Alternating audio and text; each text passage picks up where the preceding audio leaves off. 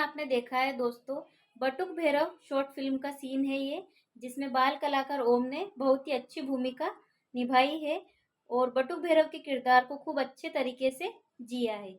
इसके अलावा बाकी जो भी कलाकार हैं, सभी ने अपनी अपनी प्रस्तुति अच्छे से दी है और आप इस फिल्म को ज़रूर देखें। अखिलेश्वरी प्रोडक्शन यूट्यूब चैनल पर जाएं और इस पूरी मूवी को आप देखें। सब्सक्राइब करें, शेयर करें।